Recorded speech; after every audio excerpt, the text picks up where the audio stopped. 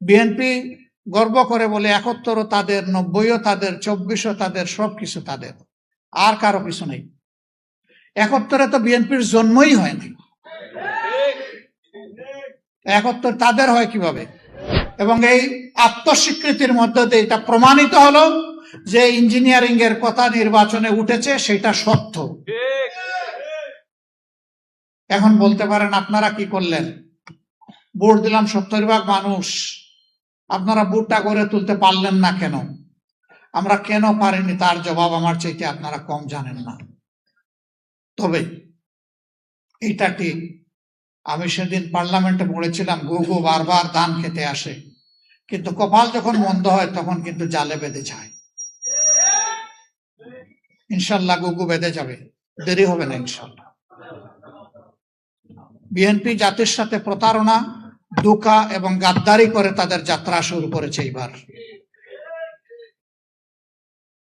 তারা সংবিধান সংস্কার পরিষদের সদস্য হিসাবে তারা শপথ নেয়নি।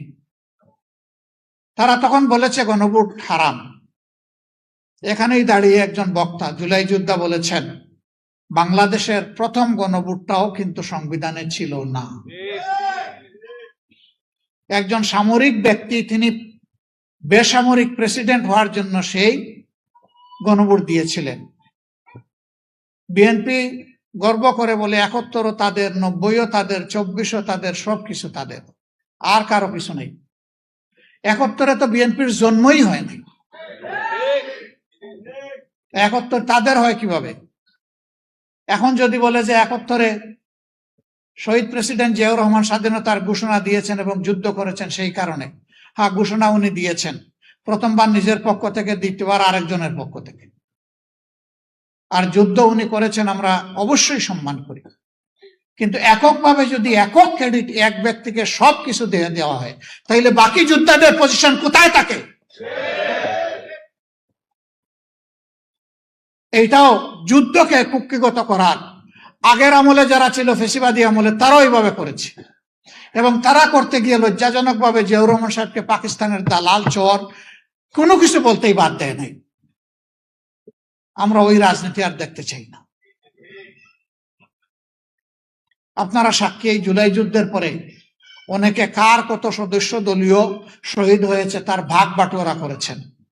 আমরা সেদিন প্রতিবাদ করে বলেছিলাম আমরা এটা নিন্দা জানাই। শহীদরা কোনো দলের প্রপার্টি নয়, এই শহীদরা জাতির গর্বিত সম্পদ। আমরা দলীয় ভিত্তিতে কোনো ভাগ বাটোয়ারা করতে চাই না। চেষ্টা করেছি আমাদের অবস্থান থেকে শহীদ পরিবারগুলোর কাছে যাওয়ার, কিন্তু এটা দাবি করতে পারি না যে আমাদের কাছে তাদের যে হক ছিল সব আমরা আদায় করে ফেলেছি, এটা কখনো দাবি করব না। তবে এটা নির্দ্বিধায় বলবো, আগে বলেছি, এখনো বলছি, ছিলাম আপনাদের সাথে, পরিবার